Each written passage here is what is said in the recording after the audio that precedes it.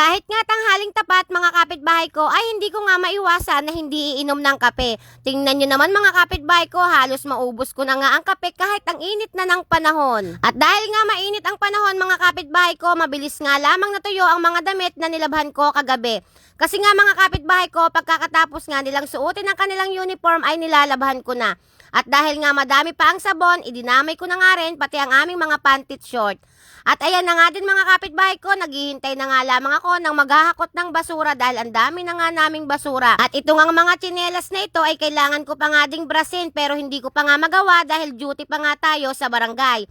At ito naman din ang aming mga damit na natuyo na hindi ko pa nga rin natitiklop dahil nga sa dami ng ginagawa ng inyong kapitbahay.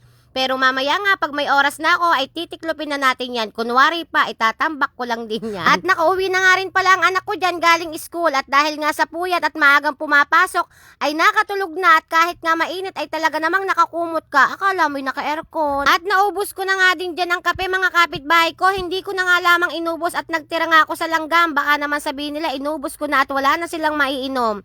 At yan na nga, dahan-dahan na nga nating buklatin kung ano bang ulam ang niluto ng aking tatay. At hindi nga ako dito kumain kundi sa barangay. At pagbuklat ko nga mga kapitbahay ko, nakakagulat dahil may sinigang na kutsara. Grabe naman ang tatay ko. Paano ba naman lalambot itong kutsara na ito? Kahit anong gawin mong halbos dito at sigang ay hindi lalambot. Joke lang!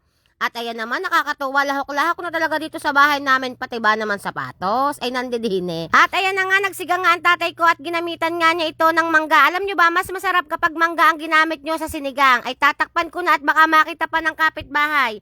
At paalis na nga ako dyan, nagbili ng aking anak na saran ko ang pinto, na akala mo naman ay naka-aircon kami. Ay sobrang init sa loob.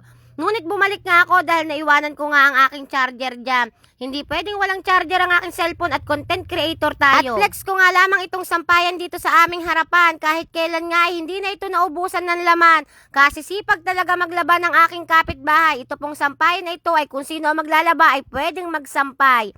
Tama-tama naman at mainit. Tinatamad na nga akong bumalik sa barangay mga kapitbahay ko kasi tingnan nyo naman yung panahon. Sobrang init, lalakadin ko ito mga kapitbahay ko dahil nga umuwi pa ako para gumawa ng content. Tapos yan, kailangan ko na nga bumalik sa barangay dahil duty tayo. Ang ugali ko pa naman mga kapitbahay ko, hindi talaga ako nagdadala ng payong. Kasi pag nagdadala ako ng payong, pag umuwi ako, wala na akong dala. Kasi nakakalimutan ko nga mga kapitbahay ko. Kaya nasanay na nga ako na hindi nagpapayong. At yan na nga, malapit na nga tayo sa barangay at papasok na tayo sa loob. Naabutan ko nga dito yung kasama kong senior citizen na nagkakape. At kahit mainit nga ang panahon at katatapos ko lamang magkape, ay hindi ko talaga naiwasan na hindi na naman magkape. O diba, Coffee is live sa inyong kapitbahay. At ito na nga lamang ang maibabahagi ko sa inyo ngayong araw mga kapitbahay ko. Maraming salamat sa inyong lahat.